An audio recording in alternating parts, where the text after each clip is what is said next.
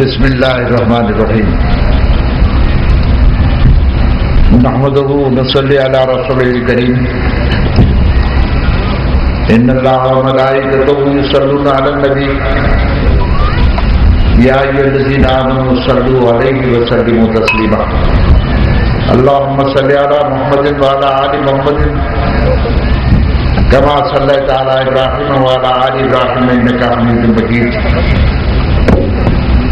اللہم بارک علی محمد وعلی آل محمد کما بارکت علی ابراہیم وعلی آل ابراہیم انک حمید مجید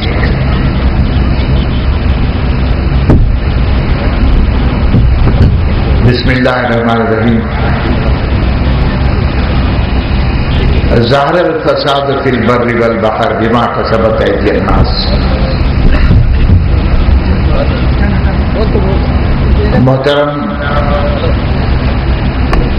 صدر جلسہ جناب محمد عبدالرحیم قریشی صاحب، صدر کل مجلس تعمیر ملت، محترم جناب عطا اللہ حسینی صاحب مہمان خصوصی،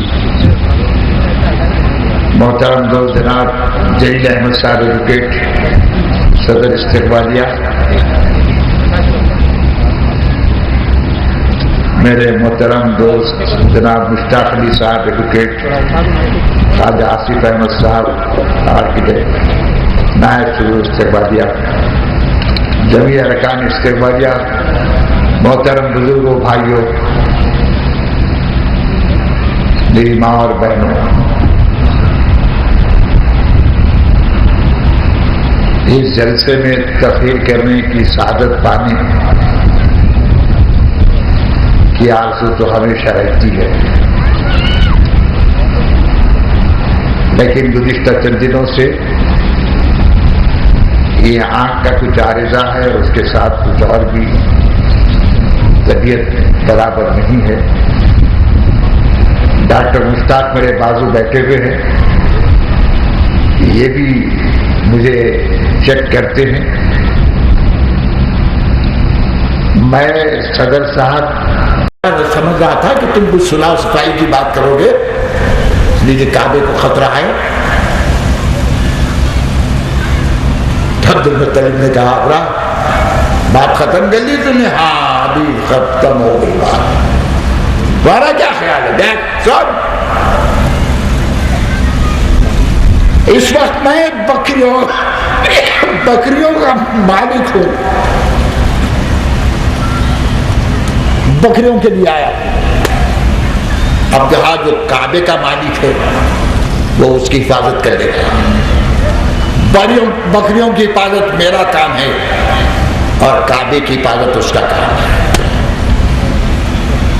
قیامت تک اس کی حفاظت ہوتے رہے گی، اسلام کی حفاظت ہوتے رہے گی۔ البتہ مولانا عطا اللہ حسینی صاحب کی تقریر کی روشنی میں کہوں گا کہ انہوں نے جو نکات ہمارے سامنے لائے ہیں اس کو ہمیشہ پیش نظر رکھیں، تو اس لیے مجھے اسلام کے لیے کوئی خطرہ نظر نہیں آتا، البتہ مسلمان کے لیے میں بعض وقت فکر مند ہو جاتا ہوں، تشویش ہوتی ہے۔ یہ اور بات ہے، یہ اور بات ہے کہ علامہ اقبال نے اس موضوع کو ڈیل کرتے ہوئے اپنے شکوہ اور جواب شکوہ کے اشعار میں کہا تھا، تو نہ مٹ جائے گا ایران کے مٹ جانے سے، نشے میں کو تعلق نہیں پیمانے سے، ہے آیا یونی سے تاتار کے افسانے سے، پاسباں مل گئے کعبے کو صنم خانے سے، کشتی حق کا زمانے میں سہارا تو ہے۔ ہندوستان کے مسلمان یہ اپنے ملک میں کشتی حق کا سہارا ہے، اس کے لیے مان ہے، ان کو احساس ہے اپنی کمزوریوں کا، مگر اب وہ وقت بھی آ رہا ہے تیزی کے ساتھ، ان کا اٹوٹ اتحاد جو نئے انداز میں دنیا کے سامنے آئے گا، وہ دودھ اور پانی کو الگ کر رکھ دے گا۔ اس لیے میں صاف طور پر کہنا چاہتا ہوں، ہندوستان میں میری نظر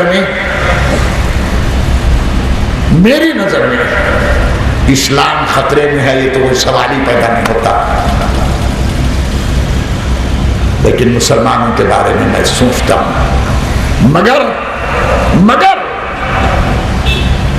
مایوس اس لیے نہیں ہوں کہ اس سرزمین پر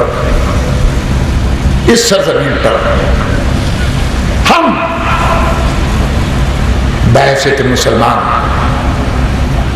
جینے کا رنگ ڈھنگ اگر اختیار کر لیتے ہیں تو پھر پکے ہوئے پھل کی طرح پورا ہندوستان تمہاری جھولی میں آ سکتا ہے، پورا ہندوستان۔ آپ کہنے مولانا کیسی بات؟ میں صاف کرتا ہوں، ہندوستان کی خوبی ایک یہ بھی تو ہے نا، یہ زہر پلانے کے ساتھ ساتھ کچھ اور نہریں بھی بہاتے ہوئے کام کر رہے ہیں۔ بات آخری کر رہا ہوں، تسلیمہ نسرین کو کبھی کے نکال کے باہر کر دیتے ہیں، مگر نہیں، مسلمانوں کو ستانا مقصود ہے۔ ستانا کیوں؟ اس لیے کہ سال ڈیڑھ سال میں کامیابی ناکامی کے سچمچ تقسیم ہونے کا موسم آیا، حالانکہ کوئی بات نہیں، مگر ہمارے بڑے بڑے مسائل پیچھے ہو گئے، ہمارے تحفظات کا مسئلہ تک پیچھے ہو گیا۔ لیکن یہ آئی، کدھر سے آئی، کیسے آئی اور کدھر چلی گئی، کیسے چلی گئی، مجھے اس سے کوئی دلچسپی نہیں، کوئی دلچسپی نہیں۔ مگر بات ختم کر رہا ہوں، یہ ہمارے مہاراجگان کا جو ذہن ہے نا، علمان الحدیث، اس کی پناہ مانگنا پڑتا ہے، پناہ مانگنا۔ مگر اس کے باوجود